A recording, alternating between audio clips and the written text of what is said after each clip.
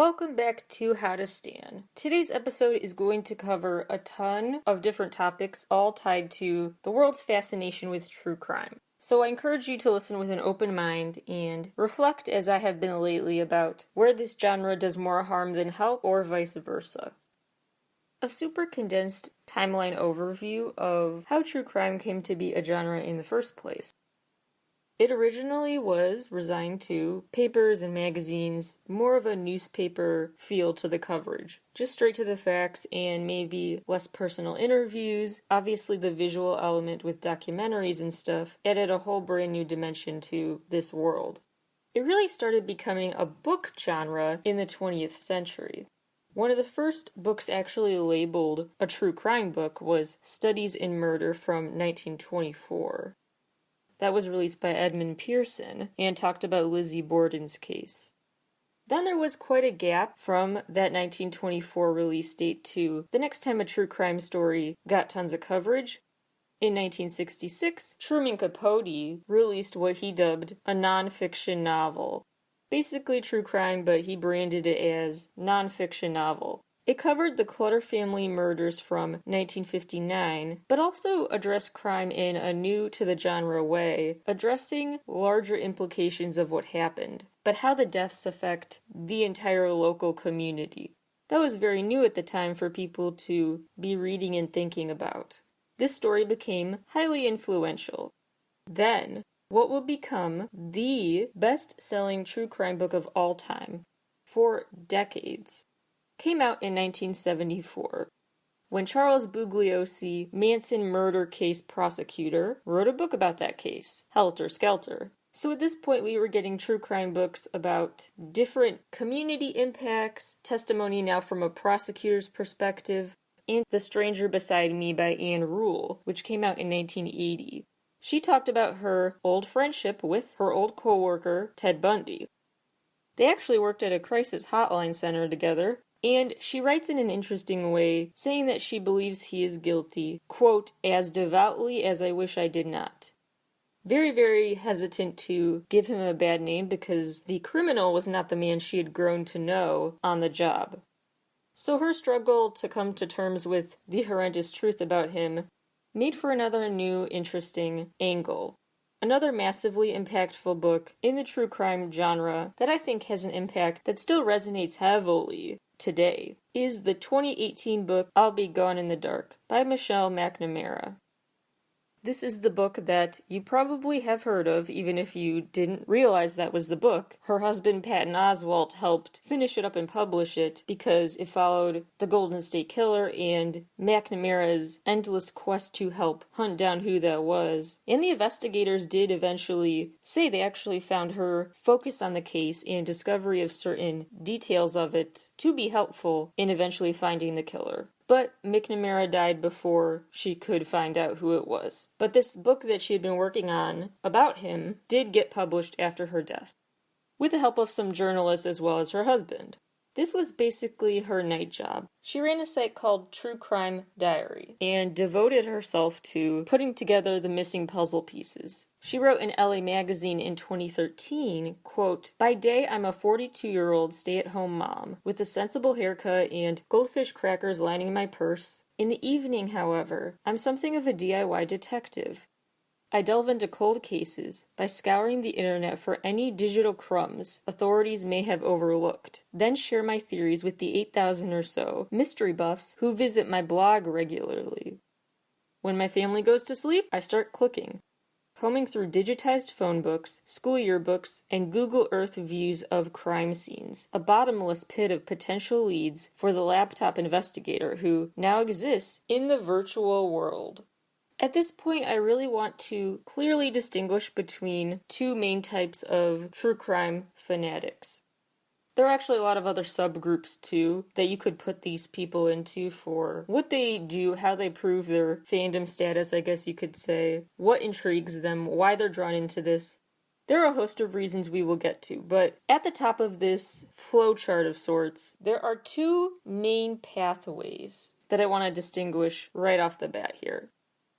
One is the McNamara route, the route of playing a sleuth yourself and just being very invested in and intrigued by these stories in their entirety. Then there's the fascination focused on the gore and the fetishization of this dark stuff. That I view, based on my research, as being a totally separate thing. So when I describe this right now, I'm describing that half of this fandom, for lack of a better word. Obviously, the morals and ethics of both types of fans are worthy of debate and have an overlapping discussion to be had, but I do think it is leaps and bounds different. They're worlds apart. The fans who are invested in the story versus the actual mementos. Let me talk about the disturbing mementos fad of sorts first. There is a group of people into what is dubbed murderabilia, basically memorabilia from crimes. Basically like an auction for a jar of dirt, maybe from the grave of a killer, an autograph from them, a Son of Sam stained glass tribute, pictures of them, a death certificate, a lock of Charles Manson's hair, all sorts of stuff. This disturbing art world of stuff does not seem to be the vast majority of true crime fans, but there is a group of murderabilia enthusiasts out there. The going prices are actually not as bad as you might be imagining. For example, the starting bid for a half-smoked cigarette from Charles Manson was $20. And fingernail clippings of one serial killer from California sold for $13. Websites that sell this stuff include the Murder Museum. Their site says, quote, "We're dedicated to giving you the very best of true crime memorabilia items, with a focus on dependability, customer service, and uniqueness. Founded in 2015, Murder Museum has come a long way since the beginning and strive for excellence, providing authentic true crime items, such as letters, artwork, signatures, to name a few. We now serve customers all over the world, and we are thrilled and look forward to helping you grow your collection and find that one-of-a-kind item you want, or serial killer art." Unquote. Opponents to this world of murderabilia, as it's called, are first of all obviously victims and families, and there has been some legislative action taken to stop this. In May of 2001, eBay felt compelled to ban the sale of murderabilia. And by 2007 then, 5 different states in the USA had also banned the sale of this stuff. But to this day, most states and websites still allow this stuff to be sold. Part of it, I think, is just turning the other way or just not even knowing this is happening, because there are a million things on legislators' plates. I don't think murderabilia sales are one of them, which is very unfortunate for the victims, to have to relive the trauma seeing this stuff be fetishized in this way. There is this mortician named Rich Staten, and he collects and sells murderabilia. How he does it is he forms relationships with convicted murderers, and then eventually he's warmed up to them, convinced them to hand over some material he can sell. Then they get money and he gets 30%. He previously helped John Wayne Gacy make tens of thousands of dollars off of his paintings, while Gacy stayed on death row. He said, quote, "For whatever reason, they get some kind of a thrill or a kick out of this. Then I don't really see the harm in that." He later said, quote, "I wasn't doing it to make John Wayne Gacy rich or any of these other guys rich or anything like that. I was doing it because I had an interest in their crimes, their past."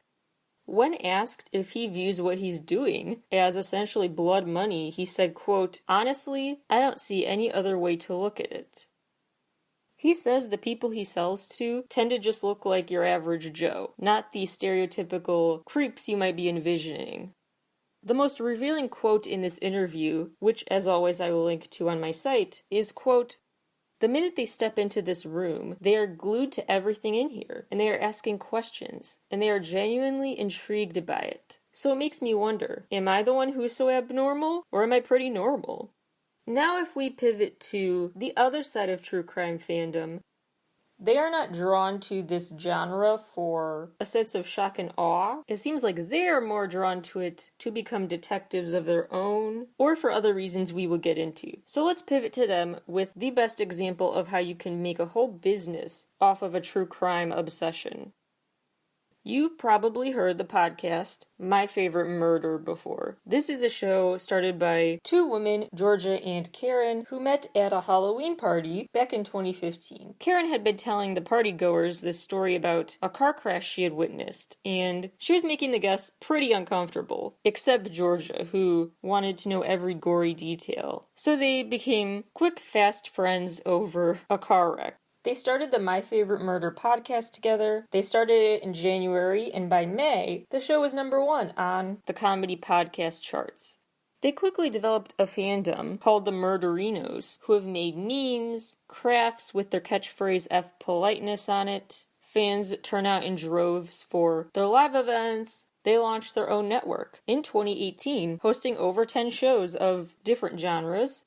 They also released a memoir called Stay Sexy and Don't Get Murdered, and they've been able to really increase their credibility in the world of true crime more broadly speaking. Karen actually got to speak on an episode of A Crime to Remember, and Georgia got to speak on a panel questioning if OJ is innocent.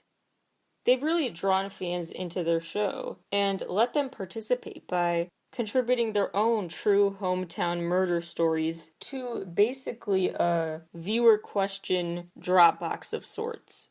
They've said regularly that inbox will fill up to around 10,000 submissions. So they actually had to create this whole other podcast mini-series instead of just making it a podcast segment. So fans are super invested in this show, and we will get more into the why of that after one more example of building a business off of this. There is a thing called CrimeCon, a convention where true crime fanatics team up in person. This is also the same company that hosts events like a crime cruise and live-streamed Q&As, live streams of sorts for covering the latest developments on the true crime front. It's basically an interactive news show. What's interesting about CrimeCon's in-person events is their focus on catching these people. So not lionizing them, but spotlighting and shining a light on crime victims and what they've done with their lives since being victimized. Speakers at CrimeCon over the years have included the family of Abby and Libby Delphi, Kim Goldman, Ron Goldman's sister from the O.J. Simpson case, various trial lawyers and attorneys, a kidnapping survivor, Gina DeJesus, who got to talk about her new work with the Cleveland Family Center for Missing Children and Adults, an organization she founded. So victims get to talk about how they moved on with their lives, people discussing how to detect liars, how to piece different clues together to find the killer, different looks at disappearances, and in general the causes that provoked these true crime fans to act further. They also spotlight charities, and they've had this onstage surprise more than once, giving out donations. For example, once they surprise donated, during a live discussion, $5,000 to a victim's charity fund. CrimeCon's blog reads, quote, "Respect for victims, families, and law enforcement is always at the forefront of everything we do." Another really interesting quote from their site comes from part of their CrimeCon blog. Quote, "When the final session ended on Sunday, hundreds of attendees poured out of rooms with smiles, a renewed sense of energy and commitment to justice, and an aura of walking out of those rooms a different person than when they walked in. I stood in the main hallway and just observed the smiles, tears, hugs, and high fives as attendees made their way home." And this type of encouragement to put it upon yourself to get involved, whether it's through podcasts or CrimeCon, that has had real-world effects. Sometimes for the better, sometimes for worse. Obviously, what comes to mind right off the bat is the Gabby Petito case of late that took true crime enthusiasts on TikTok by storm. That has been seen as actually hindering true leads they could follow in this case. But on the other hand, time and time again through groups like on Facebook, they have helped track down people. For example, this Facebook page called Fighting Crime News and Who's Wanted shares missing person info and is credited with eventually helping locate a missing woman in North Carolina and eventually arrest the killer. Tips are sent in to that Facebook group, and then they pass on those tips to the FBI. Of course, then you could point out that sites like that, social media teams on the case, might be more intermediaries than anything, just passing along clues. And sometimes those tips they pass along just bog down investigators under leads that don't lead anywhere. Sometimes they bog down investigators with a lot of good, useful information. But here I get my nerdy sociologist hat on. I would love to form a database of times social media sleuths helped versus hindered a case, because I really wonder what the ratio is. Part of me definitely thinks more often they have unnecessarily complicated the situation, but that's just my prediction. I don't know what that data would reveal. Someone feel free to throw me a grant to do that research. Discourse around true crime fans helping versus taking things too far. I think my take on it will be a lot clearer after I give an example story that shows the layers here we're talking about. Vice News released this investigation about Tatiana Bajra. Well, Bajra was one of her many pseudonyms in the role social media played in discovering her past secret identities. I will link to the full piece on my site as always, but here's the overview. So Badra's boyfriend, Ethan, abruptly called a friend of his to say, hey, I know I just got my dream job in Texas and everything, but Badra and I are in love and moving to Florida. Badra's going to start a real estate business there, and I'm going to become a crab fisherman. Obviously, this friend had a lot of red flags go off hearing that he would go from Texas to Florida at the drop of a hat, that he would randomly, suddenly give up his dream job to become a fisherman, and that Bajra, with zero real estate experience, was going to start a business from scratch in Florida.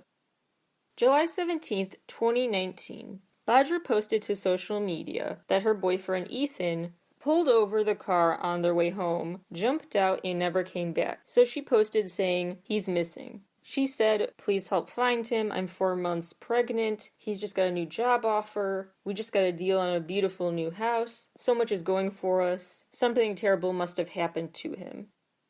This Facebook group called True Crime Junkies, which currently has over 12,000 members, saw this post. And on July 23rd, a subgroup for that Facebook group was created. This group was called Rendlin True Crime, Ethan Rendlin being the person they were looking for. And that subgroup grew to over 5,000 members.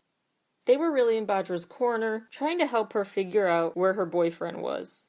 Then the group ended up actually turning on Bajra, because the more they took it upon themselves to dig up information about this case, the more they started thinking, things don't add up here, Badra's making a lot up.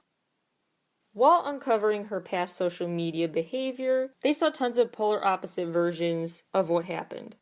In some posts, she described the lead up to his disappearance as being about drugs versus times where he was sober. Sometimes she said he was acting erratic right before he disappeared. In other posts, she says she doesn't know what happened because he had been acting completely normal. In different posts, her answer changed for the last place she saw him. Then, her subgroup started thinking, well, if she's lying about his disappearance, 1, is she guilty of doing something to him? And 2, what else is she lying about?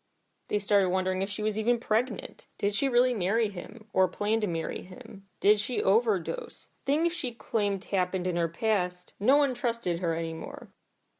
Local residents found out about this subgroup and started posting their own leads and their own recounting of the last time they saw the couple. One woman actually said that Bajra entered her store in a wedding dress but looking disheveled, without shoes or anything. She was not well.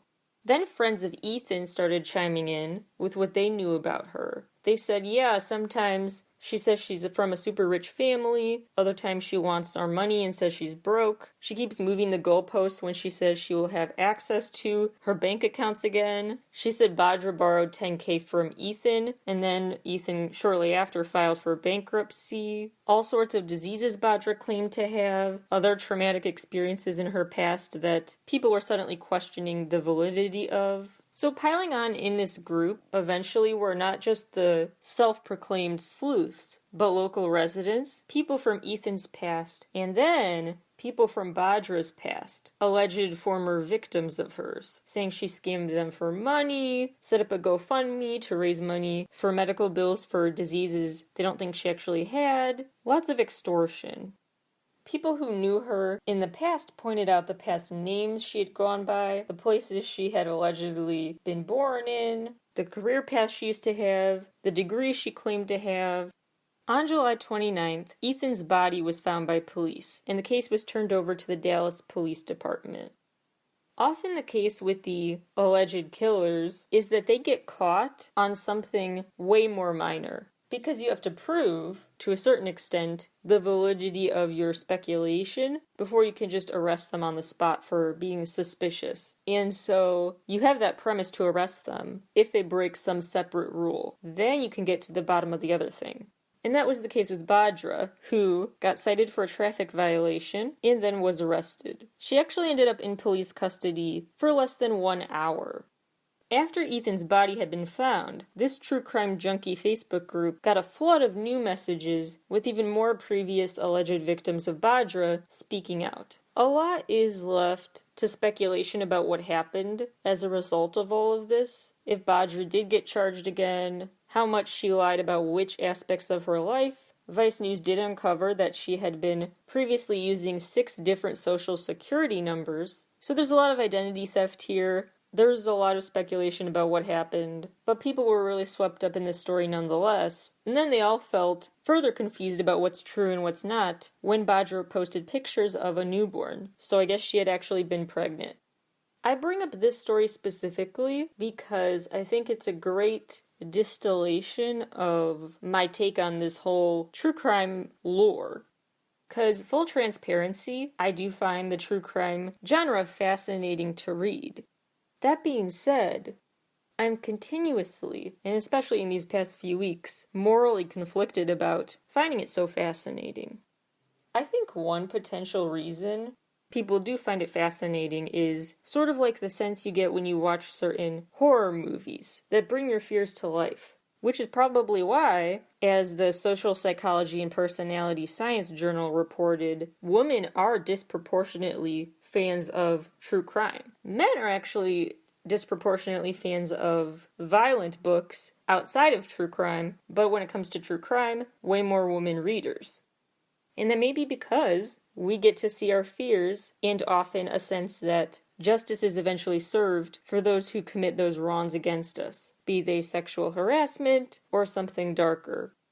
And the My Favorite Murder hosts are very open about misogyny. They've experienced anxiety, especially just being out in public as a woman. Georgia said, quote, "I've always felt that the more I learn, and the more I read about it, and the more I watch, I'll be able to be prepared, which I know is 100% not true. That habit has kept me up nights since I was a child, but the way to have more agency over it is to tell these stories from the place of the person that we identify with the most, which is the victim. It's empowering them." Another really interesting response to the question of why this genre is so interesting to people. In a Vox piece, it said, quote, "Just as often a tale of murder can function as a way to confront societal power imbalances in an approachable, easily digestible way. Careful study of the sheer weight of gender discrimination in America's institutions is necessary, but as an undertaking, it can be a lot less compelling than reading about a pretty young woman with a vibrant, sometimes confrontational personality who suddenly winds up dead." It's such an interesting take on this to me because maybe that is part of the lore, is knowing what it feels like to be a victim in certain situations. And when you see yourself in a character in any book, fiction or nonfiction, regardless of genre, you're drawn into the story more. And so, when it comes to nonfiction, that person that resonates with you, that you see yourself in and draws you into the story, are victims of crime and mistreatment. So that's one psychological aspect of the intrigue. I also do think that the qualms I still have about liking this genre have to do with how the coverage of these stories has changed for the digital world.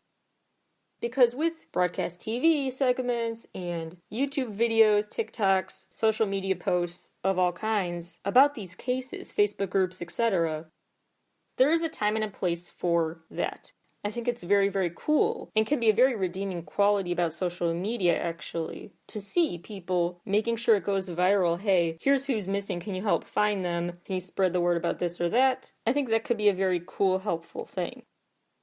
However, there's also something about media formats today that feels like it strips away so much. It distills content so much that the actual core important function spreading the word about these cases can serve is very muddled by attention focused on the wrong things, or just not enough on anything. When the conversation becomes just about a super broad topic, like, hey, let's address this missing person case, suddenly we're not talking about all the little factors that ought to be super analyzed in depth. Basically, I guess what I'm reiterating from previous episodes is that the least iconic couple in the world is social media and nuance.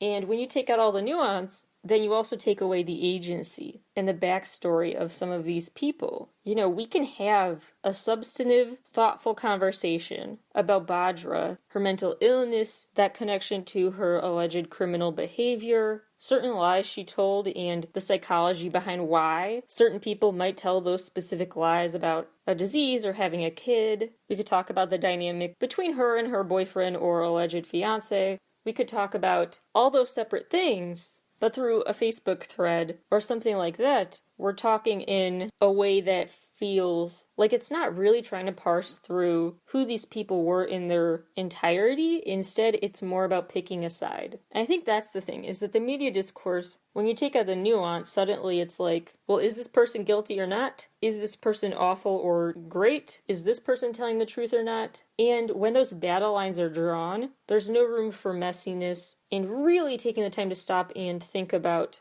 all sorts of elements of each element. So many layers to these stories that get watered down so much these days. And that is why, for example, with this Gabby Petito case that's been super massively covered, the attention is focused on how do we get her killer, how do we find him? He's on the lam still as of recording time. How do we get justice for Gabby? And what I would love for the media to step back and spend more time on are, well, first of all, more cases like this. You know, in the past decade, in Wyoming, the state where she went missing in, over 700 people of color went missing, not seeing the same outrage about their disappearances.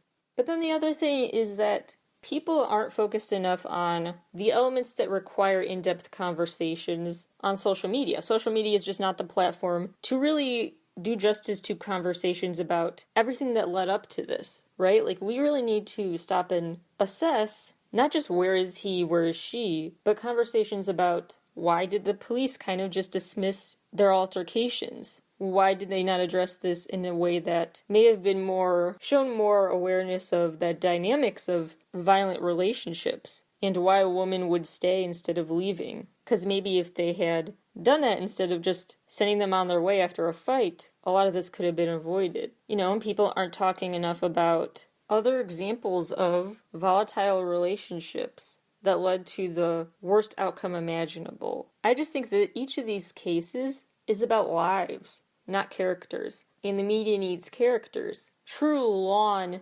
substantive, productive discussions address people as full humans. But talking about this stuff on social media just feels so limiting and insufficient. So I think that's the conversation that needs to be had. I get people who think the whole true crime genre is trash and offensive and should be gone with or whatever. And I get the people who are saying there are redeeming elements of the genre. And it would be ironic if right now you said I'm both sidesing it, because I just got through saying there's a lot of nuance here, and it's not black and white like that. So, I'm not saying some people say this and some people say that about the genre. Those are two opposite poles, but there's just so much middle ground to discuss about the role true crime plays and self-proclaimed detectives play in society. how this sense of trying to help out and get justice for people can be used in a great way, and can be used in a not so great way when it's proportionally lacking in the cases of missing people of color, for example, when it comes to addressing root causes of why some women go missing and end up dead, which is domestic violence, volatile relationships, etc. Those conversations you just can't have in a tweet or a Facebook post. So the role that self-proclaimed sleuths have, I'm not saying it's never been helpful, but I think we really need to stop and really have a long conversation unpacking when it is harmful and doing more harm than good, getting in the way. I don't have all the answers for you. I don't know what the right answer is for how some of this stuff should be covered and what role the media has in it, because I'm not saying, again, not black and white thinking here, I'm not saying the media shouldn't cover this stuff excessively. When people go missing, we should publicize that. But I just think we need to remember to not put all of our time and energy into that media focus at the expense of putting that time and energy into on-the-ground resources to find missing people, especially those who are not getting the media coverage in addition. I hope that take makes sense, a take I am still formulating and assessing as I check out true crime stories and try to figure out why they intrigue me. Those are some of the potential reasons why people are into this stuff, and I will leave you with that prompt to think about. Thank you all for listening today. Please keep all this in mind about how these stories are very complex. It's really worth stopping to assess what we're doing right and what we're doing wrong. With the book I'll Be Gone in the Dark, that became her second job, she said, to hunt down clues about that killer, which ended up being incredibly helpful. And then you have the other cases where all that effort maybe just unnecessarily complicates things. So, usually my episodes end with one big takeaway, but I'm just going to leave you with these several prompts to think about, because this topic just is very messy.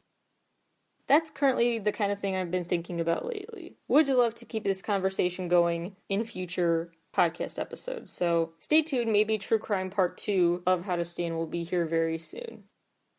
Thank you all for listening as always, and I will talk to you all again very soon.